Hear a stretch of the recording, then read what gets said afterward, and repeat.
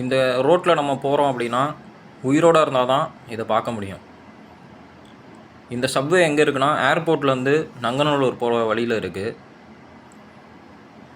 Video camera stability நல்லா இருக்குது. ஆனால் ரோடு நல்ல குவாலிட்டியாக தரமான ரோடாக இருக்கிறதுனால இவ்வளோ ஆட்டம் ஆடுது. டிஆர் பாட்டுக்கு டான்ஸ் ஆடுற மாதிரி டண்டனக்கா டனக்குனக்கா அப்படின்னு. அதாவது இந்த பாலம் கட்டின முட்டாப்பைகளுக்கு அறிவு கிடையாது. இது அப்ரூவல் கொடுத்துருவாங்கல்ல இன்ஜினியர், அவனுக்கு அறிவு கிடையாது. கண்டிப்பாக அதை திறந்து வச்சவன் அவனை தான் அரசியல்வாதியாக தான் இருந்திருப்பான். அவனுக்கும் அறிவு இருக்காது. திறந்து வச்சுட்டு வெக்கங்கட்டவங்க அவங்க சொந்தக்காரங்க பெரிய வச்சுருந்துருப்பாங்க.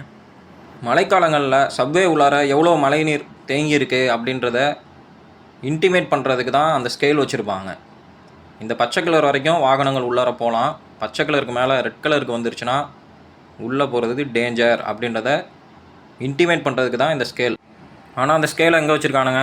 சப்வே ஏறுற இடத்துல வச்சுருக்கானுங்க. ஒரு வேளை மழை தண்ணி தேங்கியிருந்து நம்ம வண்டியோடு வந்து நீச்சல் அடித்து உயிரோடு மேலே ஏறிட்டோன்னா தான் இதை பார்க்க முடியும் அப்படின்றதுக்காக சொன்னேன். என்ன பண்ணுறது, லேண்ட் ரோவர்லேயும் ரோல்ஸ் ராய்ஸ்லேயும் போகிறவனுங்களுக்கு எப்படி சராசரி மனுஷனோட கஷ்டம் தெரிய போகுது.